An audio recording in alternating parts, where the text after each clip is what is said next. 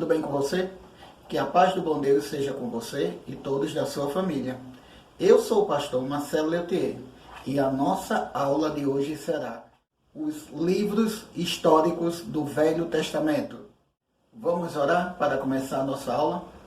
Querido Deus e Pai, muito obrigado pela Tua palavra, porque ela é viva, porque ela é eficaz e porque ela nos traz histórias verdadeiras de homens e mulheres que foram fiéis a Ti e nos deixaram grandes lições de vida, lições de fé, lições de confiança, lições de conduta, para que a gente possa seguir como exemplo no dia de hoje e podermos Te servir e Te adorar corretamente. Obrigado, Senhor, por esses personagens na história de Israel, que nos deixaram grandes lições. E hoje nós vamos aprender um pouco mais sobre a história desses personagens que falam sobre os livros históricos do Velho Testamento. Obrigado, Senhor, por tudo. Em nome de Jesus. Amém. Vamos para a nossa aula. Eu vou colocar agora para vocês aqui do lado 10 letras embaralhadas. Será que você é capaz de colocar em ordem essas letras que estão aqui do meu lado e dizer qual é o nome que elas formam? Bem, vou te dar um tempinho aí. Será que você já conseguiu? Não conseguiu? Alguém já conseguiu? Deixa eu dar uma ajudinha para vocês. A palavra que está toda embaralhada aí com essas 10 letras é fidelidade. Você sabe o que essa palavra quer dizer? Fidelidade. Fidelidade no dicionário quer dizer característica de uma pessoa fiel, de uma pessoa que tem compromisso e que cumpre aquilo que foi colocado nas mãos dela. Isso é uma definição do dicionário. Mas na Bíblia, o que quer dizer fidelidade? Você sabe? É bem parecido com o que está no dicionário. Fidelidade na Bíblia quer dizer características de uma pessoa que é fiel a Deus e obedece às suas orientações em tudo, não se importando com as circunstâncias que está ao seu redor. A pessoa que é fiel a Deus na Bíblia, ela vai ver situações de perigo, ela vai ver situações que está tudo para dar errado, mas ela vai confiar sempre em Deus de uma maneira muito fiel, porque ela sabe que Deus vai dar uma solução e aquela solução vai resolver todos os problemas. E é sobre essa fidelidade de alguns personagens que ficou registrado que a gente vai falar hoje. Hoje nosso tema da nossa aula é sobre os livros históricos do Velho Testamento. Na aula passada a gente viu os livros da lei e agora a gente vai ver a classificação dos livros históricos. E tem vários personagens que foram fiéis, tiveram fidelidade para com Deus. Vamos ver quem foram esses personagens a partir de agora. Bem, vamos lá começar a nossa aula pelo livro de Josué. O livro de Josué, na sequência de ordem, é o 6º livro da Bíblia. A gente já viu os 5 primeiros, que estão lá como os livros da lei, e agora nós temos o livro de Josué. Na sequência, iniciando assim o processo dos livros históricos. Josué foi o sucessor de Moisés. Foi ele que liderou o povo de Deus após a morte de Moisés na conquista da terra de Canaã. E essa conquista também gerou a divisão da terra pelas 12 tribos de Israel, que na verdade são os 12, cada tribo representava os 12 filhos de Jacó. Aí a gente tem agora a conquista da terra, a divisão da terra, e Josué é o líder principal de tudo isso. Durante todo esse processo da história, da conquista e a divisão, Josué sempre deixou claro que quem liderava a nação era o próprio Deus. Ele só era um intermediário, ele só era um porta-voz da vontade de Deus para toda aquela nação. Só que a conquista, a divisão toda concluída, vem com o tempo a morte de Josué. Com a morte de Josué, entra agora um período não muito agradável para a nação de Israel.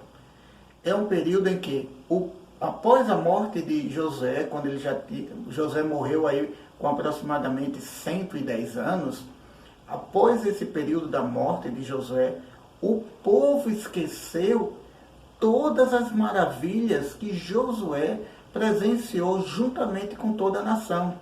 Os milagres, as proteções. O povo tinha aprendido com Josué sobre fidelidade, mas agora, após a morte dele, o povo começou a desobedecer. A Bíblia fala aqui em Juízes capítulo 2, versículo 11, que o povo abandonou o Senhor e começou a adorar outros deuses. Isso fez com que o Senhor ficasse muito irado. E dessa forma, o Senhor permitiu que o povo de Israel, o seu próprio povo, fosse subjugado, quer dizer, fosse dominado por outros povos inimigos. E assim a nação toda de Israel começou a sofrer. Vê, tudo por causa do pecado. Se lembra que a gente já aprendeu em uma das aulas anteriores que o salário do pecado é a morte? Só que essa morte é para ficar separado da presença de Deus toda a eternidade. Aqui, na história de Josué, no 6º livro da Bíblia, fala sobre uma morte cruel também, mas só que uma morte de afastar-se bem da presença de Deus e se tornar um povo novamente escravo, deixar de ser livre. A nação era escrava no Egito, saiu do Egito, certo? Com Moisés, fica um tempo no deserto, agora Moisés passa o bastão da liderança para Josué, Moisés morre, e agora Josué tem a tarefa de entrar na nação de Canaã, a terra prometida. Conquista a terra, o povo é dividido em 12 tribos, todos vivem bem, organizados, mas com a morte de Josué, como eu falei para vocês, o povo abandona Deus. E agora está sofrendo consequência do pecado. Por isso que a Bíblia diz que o salário do pecado é a morte. Mas na sequência, qual é o próximo livro que vem que vai falar sobre essa situação péssima que a nação de Israel está vivendo? Vamos ver o próximo livro? O próximo livro que vamos ver é o livro de Juízes. Na sequência dos livros da Bíblia, ele é o 7º livro. E ele vem logo após a morte de Josué. E como eu já falei para vocês anteriormente, com a morte de Josué, o povo abandonou a Deus e começou a pecar. E Deus, por sua vez, castigou o povo de uma forma muito cruel, porque Deus ficou realmente bastante irado com o pecado do povo, onde eles estavam adorando outros deuses. Então, começa agora aí o período dos juízes. A Bíblia teve 17 juízes, num período de mais ou menos 450 anos. Um dos principais juízes foi Samuel, que é conhecido um juiz com muita sabedoria. A ele é dado esse título de ser um dos juízes de renome, de grande liderança, pela sua sabedoria e possivelmente pela sua comunhão para com Deus. E como era o período desses juízes? Era um ciclo vicioso, em que Deus mandava um juiz porque o povo estava pecando. O ciclo começava mais ou menos assim. Eu vou fazer até um gráficozinho feito um relógio para vocês terem ideia de como era esse ciclo dos juízes. O ciclo era dessa forma. O povo estava em pecado, certo? Eles eram castigados por Deus, se tornando escravos de outros povos. Dessa forma, eles estavam humilhados e lembravam que tinha um Deus. Aí eles oravam, pedindo a Deus libertação daquela vida de escravidão que eles estavam passando por causa do pecado. Deus mandava um juiz. Esse juiz libertava o povo da escravidão e o povo voltava a adorar a Deus. Só que tinha um problema. Quando aquele juiz morria, começava tudo de novo. O povo pecava, porque estava abandonando a Deus novamente, se tornava escravos de um novo povo inimigo seu. Eles, na sua escravidão, por causa do pecado, do castigo, oravam a Deus, lembrando que Deus existia. Deus levantava um novo juiz. Esse juiz libertava o povo e eles voltavam a adorar a Deus. Mas só que o juiz morria.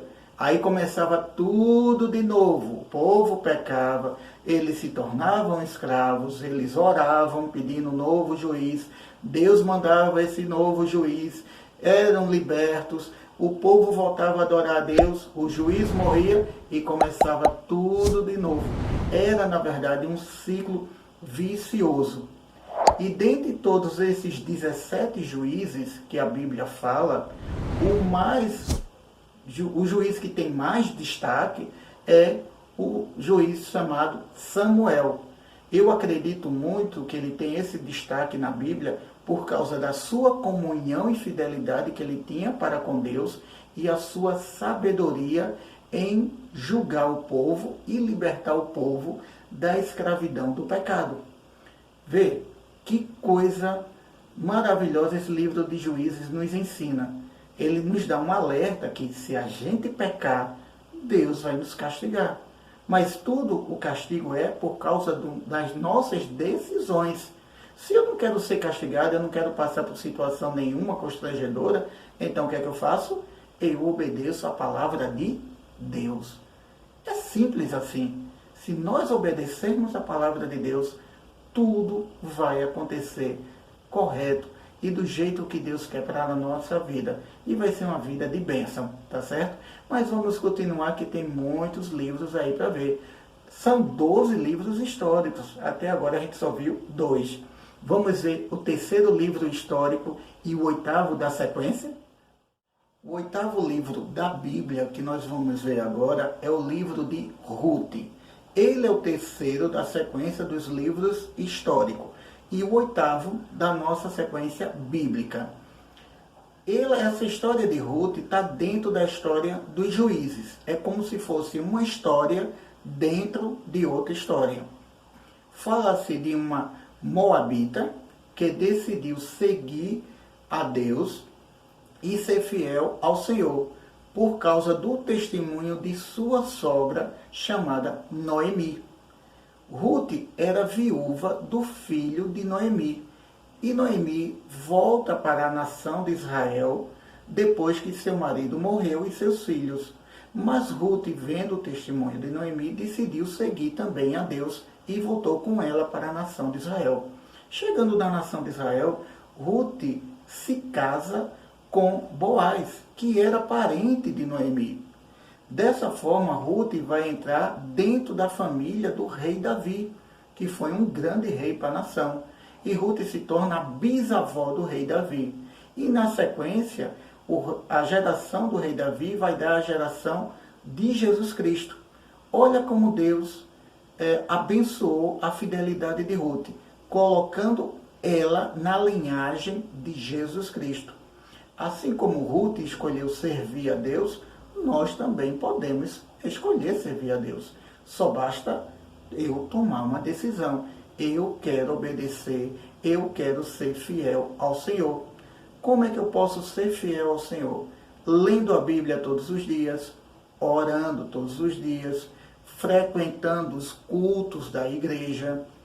Claro que nessa pandemia está um pouquinho complicado, mas tendo os nossos cuidados, usando máscara, usando álcool gel, mantendo ainda poucos contatos, poucos abraços, mantendo aí a distância social. que está se pedindo. Isso é só por enquanto, que logo logo isso vai acabar e a gente vai ter a nossa vida normal.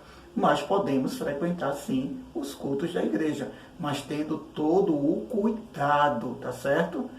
E vê só, Ruth não pertencia à nação de Israel, mas agora pertence, por causa de quê? Da fidelidade. E essa é a história do 8º livro da Bíblia, que é o livro de Ruth. Vamos para o próximo livro? O 9º livro da Bíblia é o livro de 1 Samuel. O livro de 1 Samuel é uma transição do período dos juízes, que está encerrando esse ciclo de aproximadamente 450 anos, e entrando agora no período do reino, onde a nação de Israel vai passar a não ter mais um juiz para governar. Como Samuel é um juiz de destaque pela sua fidelidade, pela sua comunhão com Deus, ele também é o último juiz desse ciclo, como eu já tinha falado para vocês anteriormente no livro de Juízes. Agora, Samuel tem o dever e a obrigação de intermediar entre o povo e Deus a escolha dos reis. E o primeiro rei que a nação clamava a Deus, pedindo para ser governada por um rei, e Samuel é esse intermediário entre o povo e Deus, é escolhido o rei Saul. Só que Saul não foi um rei muito bom, muito agradável. Então vai chegar agora o segundo rei, que é o rei Davi. Em resumo, o livro de 1 Samuel fala sobre fidelidade a Deus. Se nós obedecermos ao Senhor, receberemos bênçãos. Se nós desobedecemos ao Senhor, seremos castigados. Essa é a ideia principal do livro de 1 Samuel. O 10º livro da Bíblia é o livro de 2 Samuel, que é uma sequência do livro de 1 Samuel. E vai falar com bastante foco no segundo rei de Israel, que é o rei Davi, o substituto do primeiro rei, que foi Saul. O rei Davi é um rei que, de início, ele foi o rei de Judá, que fica na região norte de Israel. A gente pode dividir Israel em duas regiões, a região norte, que fica aqui embaixo, e a região sul, que fica aqui em cima. Assim teríamos o reino do norte, que é a região de Judá, e o reino do sul, que seria a região de Israel. Então, primeiramente, Davi é rei de Judá. E lá ele consegue unificar o reino de Israel em um único só, juntando com o reino do sul, que fica Israel. Assim, Davi se tornou o rei por completo da nação. Dessa forma, Davi governou a nação de uma forma muito boa, durante muito tempo. Foi um período muito bom para a nação, onde a nação cresceu, prosperou. Mas só que Davi também errou muito. Davi cometeu vários erros. E muitos desses erros que Davi cometeu, ele foi corrigido, porque o profeta Natan foi até o rei Davi e mostrou todos os erros que ele tinha feito, e ele aceitou a punição de Deus. E dessa forma, Davi foi perdoado, mas só que ele pagou muito caro. Tanto é que a nação entra num período, pós a morte de Davi, não tão bem, porque ela passa a pecar e passa a sentir também falta de um rei feito Davi. E ela pede a Deus um rei segundo Davi, porque foi um rei bom, um rei próspero. Mas vamos dar continuidade, que a gente também não vai ficar só no livro de 1 e 2 Samuel. Tem muitos mais livros históricos para a gente ver ainda hoje. O 11º livro que nós vamos ver agora é o livro de 1 Reis, e fala sobre a história dos reis de Israel. E esse livro pode ser dividido em 3 partes.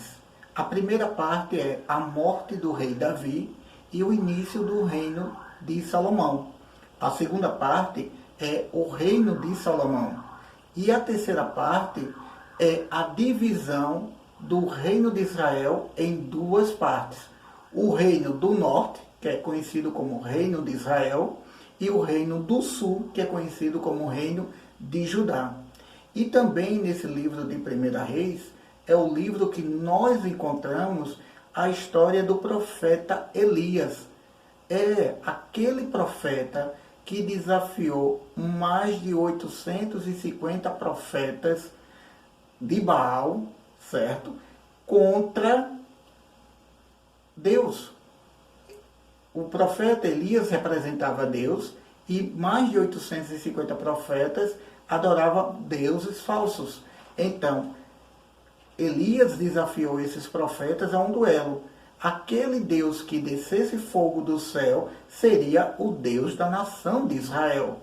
E Elias eles toparam o desafio e eles perderam esse desafio.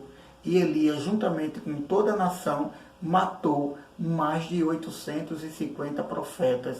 E essa história está escrita lá no livro de 1 Reis, capítulo 18. Vale a pena você dar uma olhada nessa história. Ela é muito legal, essa história dos desafios aos profetas de Baal. Lá você vai encontrar assim de cara 450 profetas de Baal. Mas você vendo direitinho vai ver que tinha mais 400 lá no texto e dá um total aí de 850 profetas que não agradavam a Deus, que adoravam outro Deus, um falso Deus. E daí saiu essa fase na história de Israel, desse grande duelo, onde Deus derramou fogo do céu e mostrou que Israel tinha um Deus e era o Deus de Elias, o Deus que nós adoramos hoje. O 12º livro que nós vamos ver agora é o livro de 2 Reis, que é uma continuidade do livro de 1 Reis. E vai falar sobre a divisão desses reinos, que é o reino do norte e o reino do sul, e as consequências do pecado de ter reis que abandonaram ao Senhor. Principalmente o reino do norte, onde na sua grande maioria os reis não adoravam a Deus e cometeram grandes pecados. E dessa forma, Deus levantou outros povos e o reino do norte foi totalmente destruído. Até a cidade de Samaria, que era uma cidade importante dentro do reino de Israel, também ficou desolada e destruída. Com o passar do tempo, o reino do sul, que ainda resistia por ter alguns reis bons que adoravam a Deus corretamente, mas também teve reis que não foram muito bons. E Deus manda agora um reino de outro local, que é o reino da Babilônia, através do rei Nabucodonosor, e invade Jerusalém, que é o que está no reino de Judá, e destrói até mesmo o templo, e leva muitos daqueles povos cativeiros para a Babilônia. E assim o reino de Judá fica também destruído. E esse é o livro dos reis, que dá, de 2 Reis, claro, que dá continuidade ao primeiro livro de 1 Reis, que é falando sobre toda a trajetória dos reis de Israel e o que eles fizeram de bom e de mal. Agora nós vamos falar sobre o 13º e o 14º livro da Bíblia, que são os livros de 1 Crônicas e o livro de 2 Crônicas. Esses dois livros vão praticamente falar tudo o que aconteceu nos livros de Samuel e nos livros de Reis. E eles vão falar muito sobre a desgraça que caiu os reinos do norte, que era o reino de Israel, e o reino do sul, que era o reino de Judá. Mas também vai falar sobre a fidelidade que Deus mantinha para com o seu povo, porque dentro dessa tristeza que os reinos caíram por desobedecer, existiam profetas e existiam pessoas que eram fiéis a Deus. e oravam pedindo a Deus misericórdia. E Deus, mesmo assim, os abençoava, mesmo a nação tendo sido tão desobediente por abandonar a Deus. E é assim, o livro de Crônicas, 1ª e 2ª Crônicas, é basicamente o resumo do que aconteceu no livro de Samuel e nos livros dos reis. O 15º livro que nós vamos ver agora é o livro de Esdras. Esdras é um livro que dá continuidade ao livro de 2ª Crônicas, onde o povo tinha sido levado para o cativeiro, passaram-se vários anos e agora, com a mudança de reinos lá na Babilônia, agora tinha um novo rei, que era o rei Ciro, que tomou posse da Babilônia, conquistando ela. Já o rei Nabucodonosor já estava morto, já fazia muito tempo, e o rei Ciro autoriza o retorno dos judeus para Jerusalém. E quem vai liderar esse retorno é Esdras, um líder religioso que volta para Jerusalém com a tarefa de levar o povo de volta para a sua terra natal. Isso já não era aquele mesmo povo, já eram os netos, bisnetos daqueles que foram levados no cativeiro. Então agora vem essa geração nova para Jerusalém, e alguns idosos podem se considerar também aí, e eles voltam com a tarefa de reconstruir o templo de Jerusalém, que foi destruído na época por Nabucodonosor, quando invadiu Jerusalém. E isso está lá no livro de 2ª Crônicas. Então, Esdras tem a tarefa de reconstruir o templo e também reconstruir a vida social, voltando aos princípios bíblicos de adoração a Deus dentro da nação de Israel. Esse é o relato em base do livro de Esdras, que é o 15º livro da Bíblia. O 16º livro da Bíblia que nós vamos ver agora é o livro de Neemias. É a história de um copeiro do rei Artaxerxes, que teve a autorização de voltar para Jerusalém, e uma das suas tarefas foi ser governador de Jerusalém e fazer a reconstrução dos muros de Jerusalém que estavam destruídos.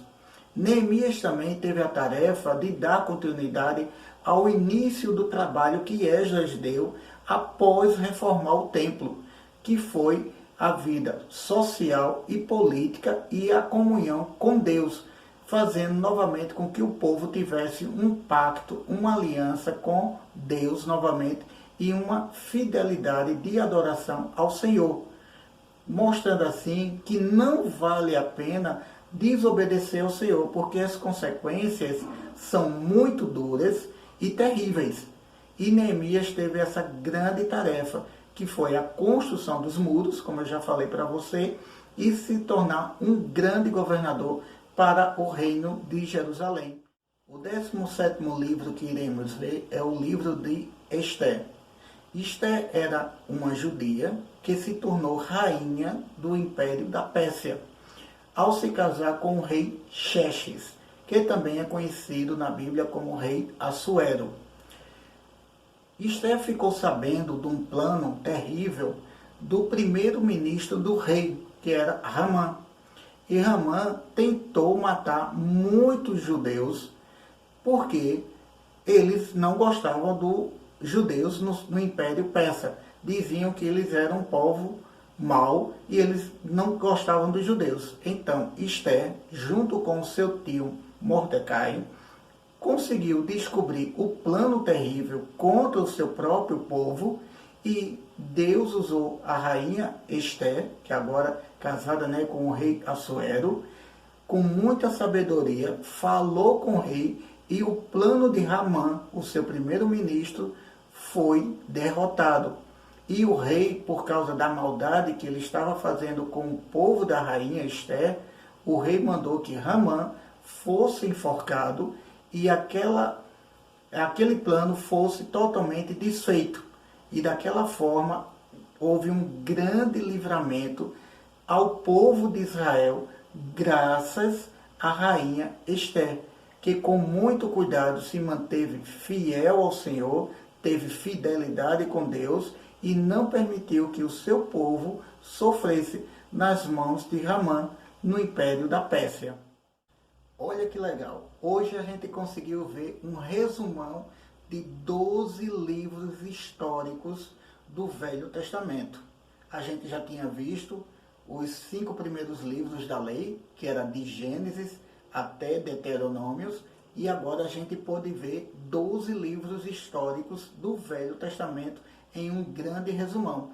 E foram esses os livros que a gente viu hoje: Josué, Juízes, Ruth, 1ª e 2ª Samuel, 1ª e 2ª Reis, 1ª e 2ª Crônicas, Esdras, Neemias e Esther. Será que você é capaz de memorizar esses 12 livros históricos do Velho Testamento? Fica esse desafio aí para vocês. A gente conseguiu hoje ver esse grande resumão, esse panorama bíblico desses livros históricos do Velho Testamento. Que Deus te abençoe e até a próxima aula com os livros poéticos.